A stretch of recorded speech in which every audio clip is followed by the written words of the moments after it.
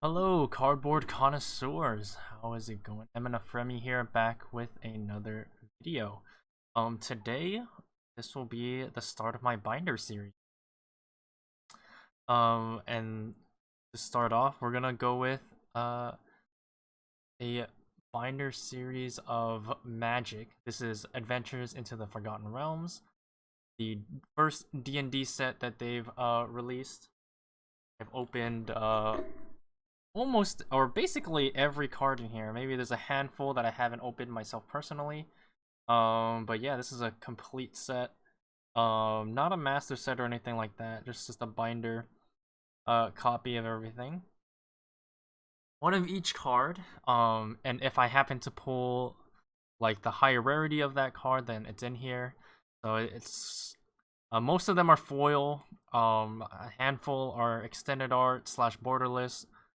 Um, and yeah, why don't we get through it? Some of them are alt arts and whatnot, but so far, this is from the main set, not the commander stuff. Just everything I enjoyed and put in here to make this complete set. I'm not a huge fan of master sets, or how the look of it anyway. The design is kind of whatever to me, but yeah. I've only recently started doing magic binders. Right now I do mostly Pokemon and Flesh and Blood, but you know, there are tidbits of magic that I you know, that they can entice me with. Dungeons and Dragons, you know, that's something I've been playing for a couple of years now, so I'm very happy to make a binder out of it. I know they're making a Commander Legends set for 2022 related to Baldur's Gate, so another D&D related set. So I'm probably going to do the same and try to get a match that. And why don't we get into what I love about this set? Flavor of the set, having magical items, like a +2 mace. It's a very vanilla thing, or like, you know, within the realm of D&D, it's pretty low level, like vanilla. Funny to then throw these in here. I was surprised to see uh uh some like meta related items and stuff like that being within the realm of D. We got the our blink dog. Something that's funny is that blink dogs originate from the Feywild. So when I first started, I didn't know that when I wanted to play a druid, and I thought blink dogs was something I could transform into because it sounds kind of OP. Teleport. But that's why that's not a creature transform into wild magic, or not wild magic, whatever the druid thing is. First majestic. We got our book, Exalted Deeds, Celestial Book. Got a good old unicorn. I play a wild magic sorcerer, so I summon a unicorn every so often. It's kind of funny sometimes. Um, it hasn't been as It's not as useful as It's a little conflicting with the design of my character. It has been as useful as I would have liked it to. Classic torch, paladin of effect. Against disciple. We haven't touched a lot of monks. I really enjoy. I respect the philosophy behind it. Um, Flumps. Also, as a wild magic sorcerer, I will summon Flumps randomly. But the funny thing about them is that you summon them. When you summon them, they're scared of you. So it's like these little tiny jellyfish creatures that are just cower in the room that you're in. Got ourselves good old Bahamut and Master Flowers. Very prevalent in the current campaign that I play because one of my characters follows Bahamut. Paladin follower of Bahamut. Very very devout about it. Very devoted. It's very funny, honestly.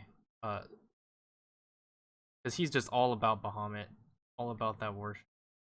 It has a very strong feelings towards dragons in general, whether they're friendly, especially if they're colored or chromatic. Very harsh treating of beautiful guardian of some beautiful design and art that I finally get to see be laid out here. First mythic dragon or mythic dragon. Sorry, flesh and blood. Icing Death Frost. I do like the design of all the dragons. I like the theme of it. Personally, I'm not a huge dragon fan, but you know, they're gonna make him look sick as hell. Like here it's Sentry. This is funny. It's just like, you know, you're a rogue running around the city. Of course, the one thing that'll foil you are those guards walking around, trying to make sure that keeping the city safe. If you, whether you're a vigilante or an actual, these guys will slow you down for sure. I haven't had much involvement with any warhound or minimus. This is an interesting annoying way to trap people. Yeah. Got the clerics, got some paladins. I love it that it's a dragonborn paladin as well, so reminds me of my friend. Feels related to Oswald Fiddlebender, just a funny name. Gnomes really have like, I really like how gnomes have just wacky names. Makes me want to play one, just a name that rolls off the tongue. Run it back to the inner ally. Get yourself an angel to come through. I don't think we've encountered angels, but we've never done with or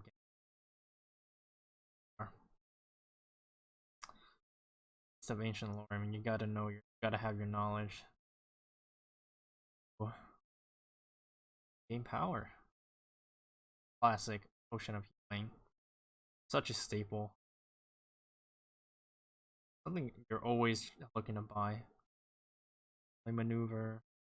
Got the hawk. Or paladin action. Teleportation circle. This one's one of my favorites. As a sorcerer, it's one of my main spells. It's one that I enjoy using, taking advantage of. It's very, very clutch in a lot of ways, saving time. Really nice to have it. Foil and borderless.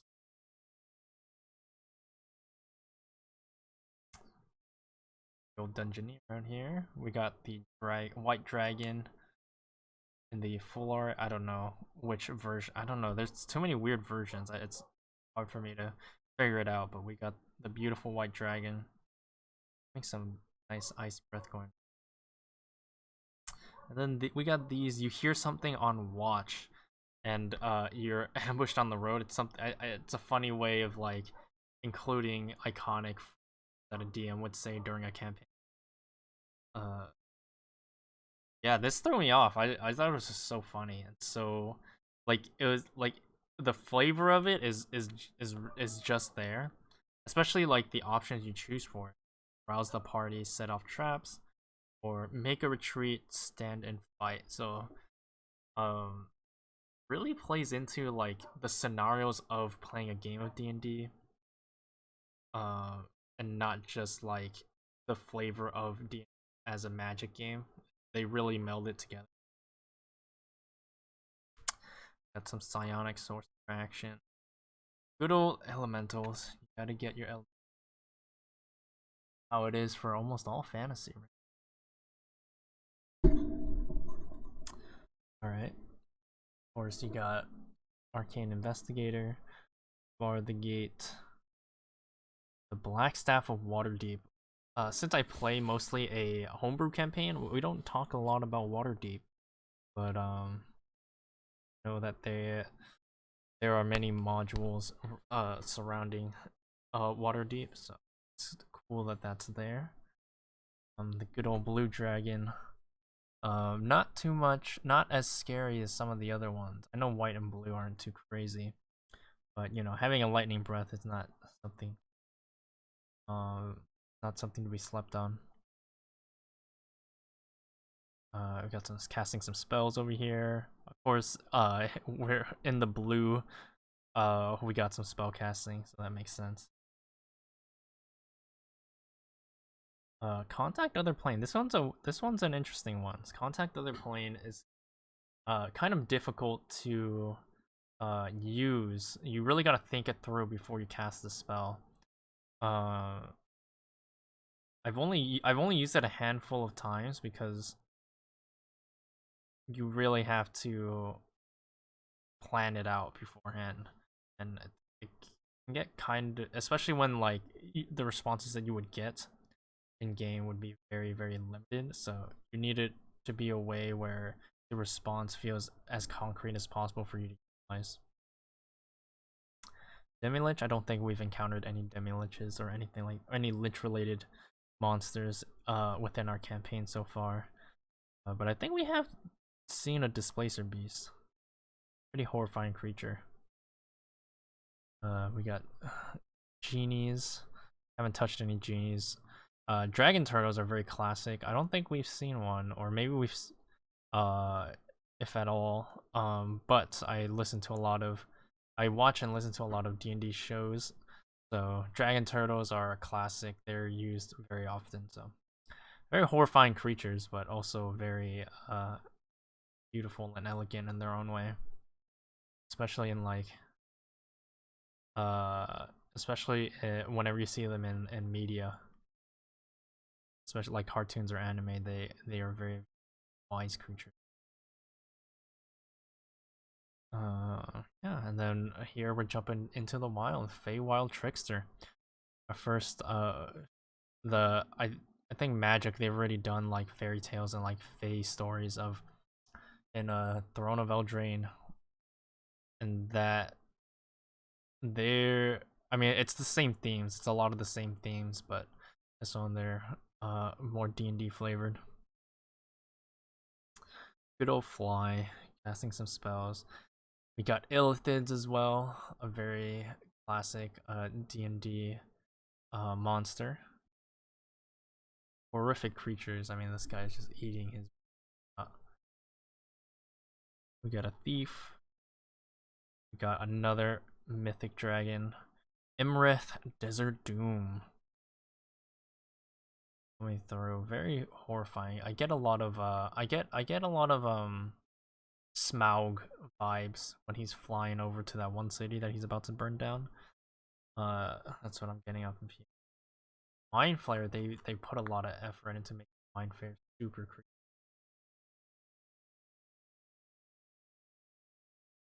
Mordenkainen, a legendary wizard, going through. I don't know too much about like the legendary wizards, but you know, within the lore of D&D, all of these wizards have made a name for in saving the world.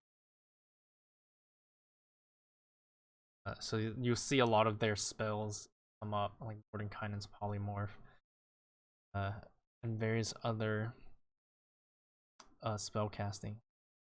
Pixie guy, Pixie's always messing with people. Move. Power precision, more spell casting. Ray of Frost, a classic D&D spell. Very useful, especially in the lower levels. We got ourselves our first giant coming through. Look at how beautiful that skyline is. I really like this. I really like Pokemon and Magic. They really do a beautiful job at background art and landscape. I feel like most games are really good at landscape. I'm a huge fan of landscape stuff. That's why I like lands in Magic. It really is everything that I enjoy. incorporating that into a card with other creatures more beautiful for me. And we're also looking through some doors. Gotta keep some spell casting going. Shortcut Seeker, Silver Raven. I just played this Soul Knife. I played a Soul Knife Spy recently. It's interesting having no weapons on you because there could be a drawback to that. Because your weapons, you create like these psychic nut blades out of your hand. If they deal psychic damage, so if the character has like low intellect or like is not or has if there's like a monster with no intellect at all, your attacks are useless. This one's funny. A really split the party flavor text don't. So that's something that a lot of DMs try to avoid. Is splitting the party.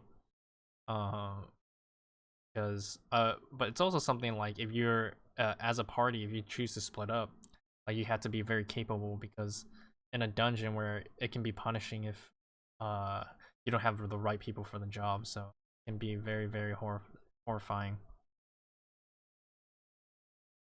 So spells, Tasha's Hideous Laughter. So Tasha's also another one of those legendary wizards who you know, made a name for themselves and have a lot of spells and after that. It's like how scientists have like theories named after him, like Newton's third law or whatever. We got some magical items, more polymorph action. Of course, we got the wizard classes, or also we have. I think we saw classes of different, well, or different classes you can play. So we'll see that throughout the set.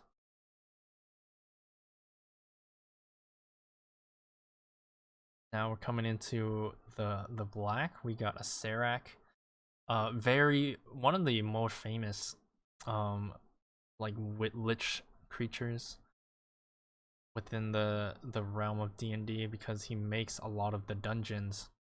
He's like an entrepreneur. Serac's like an entrepreneur. He makes a lot of dungeons because he wants that passive income.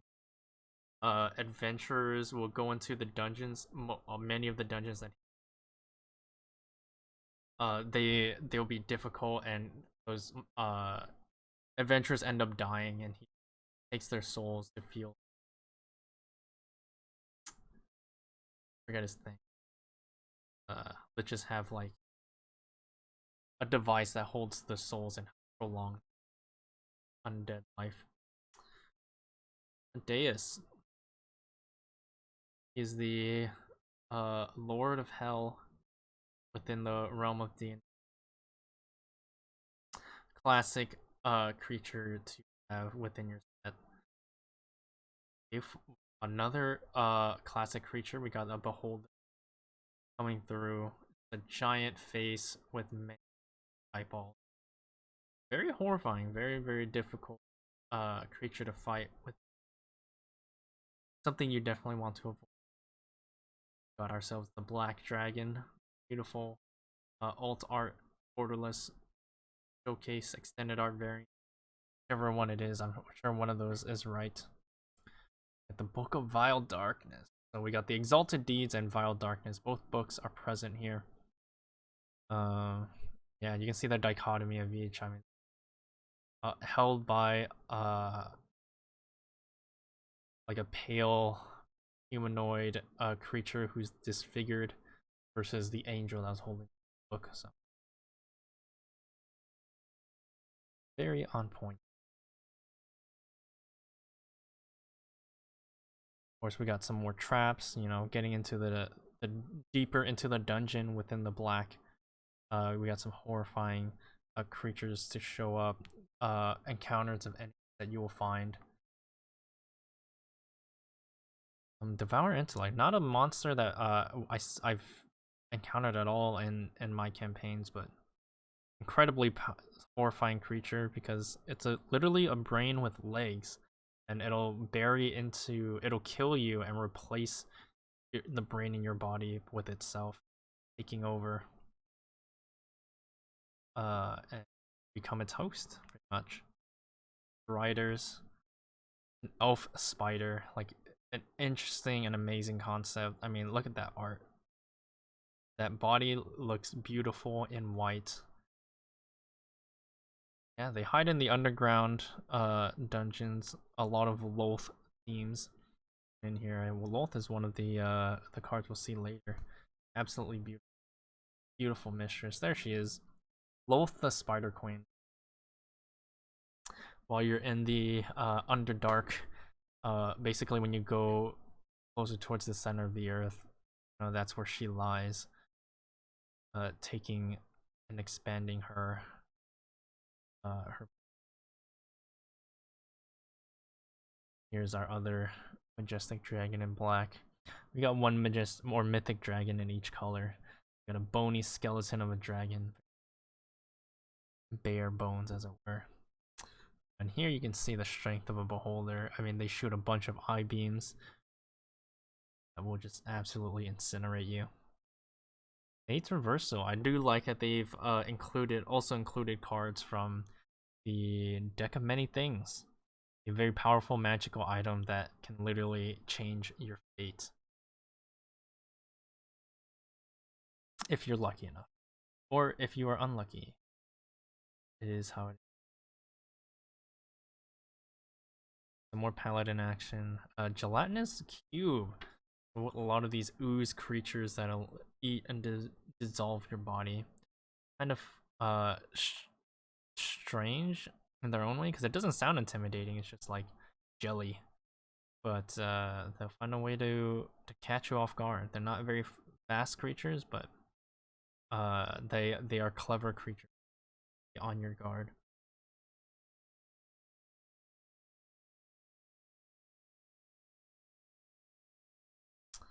Alrighty. Oh, one of the cards that they spoiled early on was Power Word Kill, and I think this is like a beautiful representation of that card.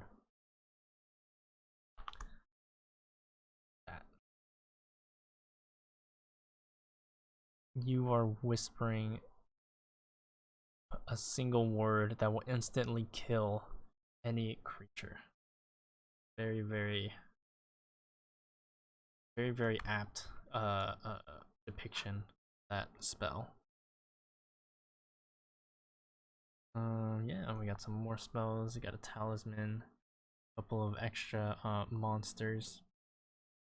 Fear of Annihilation, a very not a card or not a not something that I've encountered in my campaigns, but I've seen before. Kind of incredible, the concept. I don't know how they came to this idea, but just a sphere that will destroy anything it touches. It seems.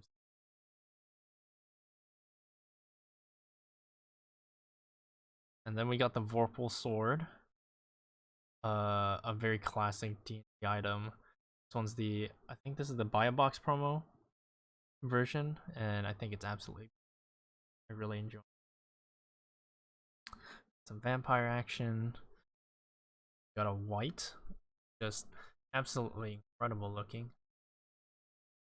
It's like basically an armored zombie that actually has some sort of intelligence to it. Now we're getting to the reds. Some destructive power. Obviously, you're gonna see some fire coming in. But we also got some speed. We're dashing through here. Got barbarians and goblins. Oh yes, and the critical hit along in here. Target creature gains double strike of turn. So critical hits is very, I mean, hitting a critical is, you're basically you hit, you're rolling and you hit the highest number on your dice on a d20.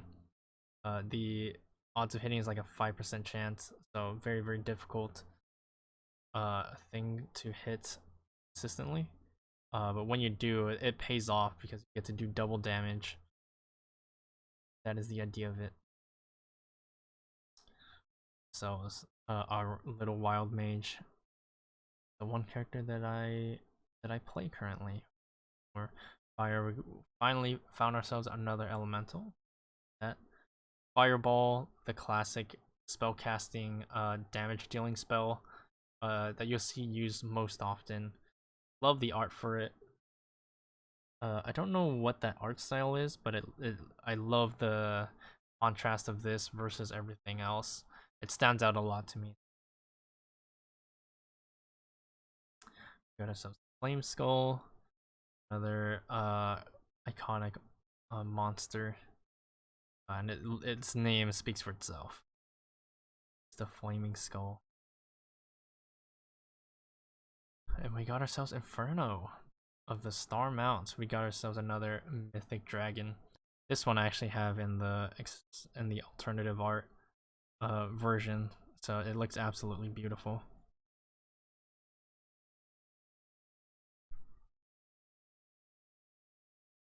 Now we got ourselves some more spells, classic spells. Meteor Swarm, also a very strong spell, but it's a late game spell. You can only get it once you hit the last couple of levels of your class, so you're already extremely powerful at that point.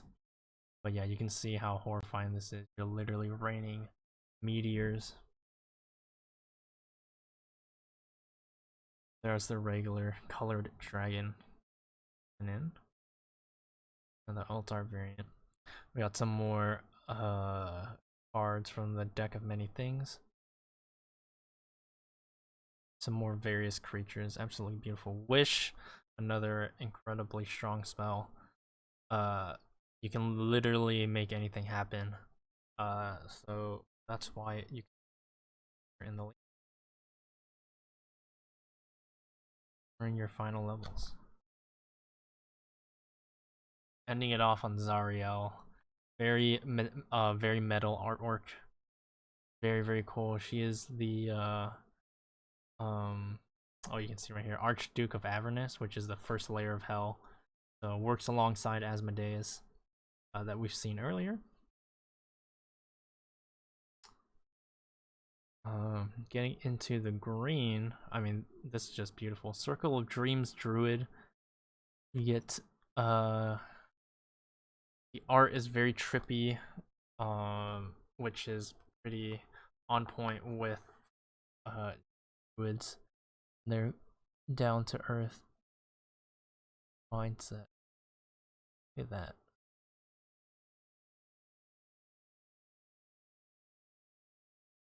We also got ourselves Eliwick Tummelstrom, very famous bard from this set. Very nature oriented, as you can see.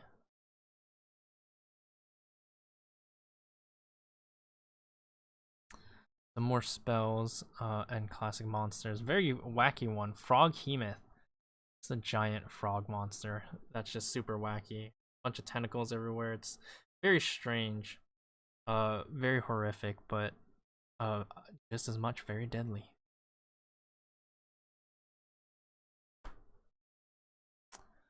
We got Instrument of the Bards. Interesting to see Bards. The focus on Bards in this set looks like it's attracting a lot of animals and being in the wild. So, you know, I guess that works too. There are many ways a Bard can find their homes. Long Rest, classic D&D mechanic. Fucking Lurking Roper, just a wacky stalagmite or stalactite that just with tentacles hidden within, so you can't trust these caves at all. We got ourselves Old Gnawbone. I think Gnawbone is like the most playable colored dragon. Very clever dragons, not super bulky or crazy, but they are very intelligent. Know how to get around obstacles their opponent. Got the classic purple worm, giant underground worm creature. Absolutely eat you up. You definitely got to stay away from those. another gigantic creature, a Tarask. Literally could house an entire city on its back. So very, very impressive. And yeah, we got a number of extra creatures. Again, a lot of the meta phrases that a DM would say around with. Got ourselves the adult gold dragon. Very simple design, really. Not too much detracting from like the art or the text. It's very simplified alt art, and I continue on with the bards, some classic heroes from Dungeons and Dragons or Baldur's Gate in relation with Dritz, Barrow, and Brunor. Got Faraday, absolutely beautiful art. A lot of Faraday related art is just so contrastly different with everything else that I can't help but enjoy it. It stands out a lot.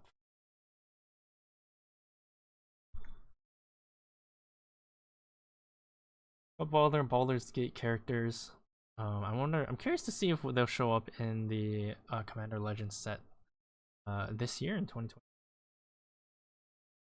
Got ourselves Orcus, a demon, and opposed to devils.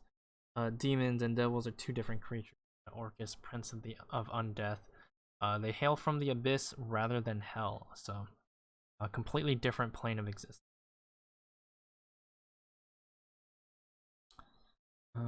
Yeah, and then we get into the dragon god herself, the evil dragon god. Tiamat, 5 heads for each colored dragon. Bahamut is the dragon god of chromatic dragons, but we haven't seen any chromatic dragons, if at all, from this set. They're mostly colored dragons, red, blue, black, and green, and white. In relation, it fits so perfectly with the how magic works, but I don't know if we'll see any of the chromatic ones. I think that it's worth exploring. That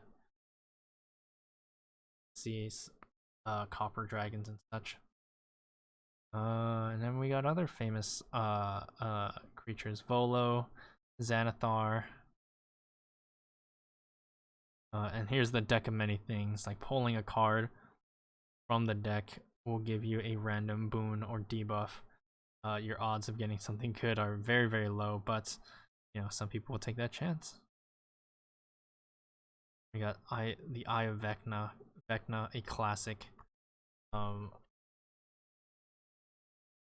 legendary creature, godlike being that very scared of. One of the final bosses that you may be fighting during your D&D campaign. Now we got the module lands. We got Cave of the Frost Giant. I mean, they all look very beautiful, especially when they're all together. I really like how they look. I don't have all of them foil. I don't know if that's something I would want to do, but I was able to pull them all, so I'm very satisfied with what I have so far. Because it's designed, I think, I mean, if you watch any of Rudy's videos, you are already aware of the how he calls it, the book cover cards, the module cards. I mean, they give everything through the module name, what levels you would go for which for the type of campaign you're running. I think it's very, very fun. Now we're getting into the lands. Just some beautiful landscape stuff. There's nothing no, you wouldn't expect anything less coming from Magic. And they have a lot of nice flavor text to them, so it's very, very fun.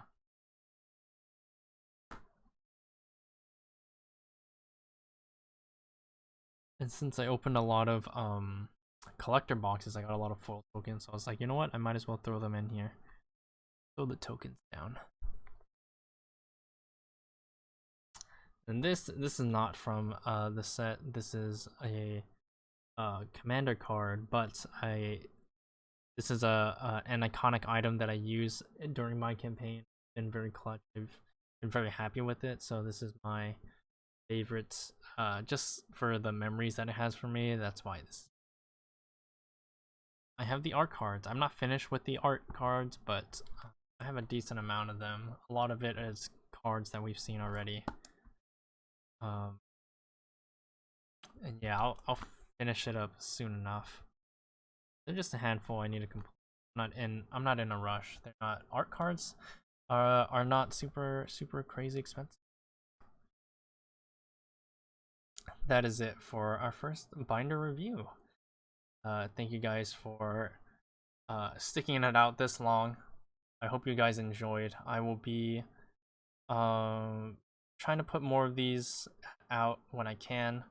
I need to get on top of my YouTube, my video game. But yeah, check me out on Twitch, twitch.tv/eminafremi if you want to buy some packs to be opened up. And check it out at eminafremi.com, where you can buy live breaks, or if you want something opened up on the channel, just you can purchase there and let me know what you would prefer. Other than that, I will see you guys in the next one.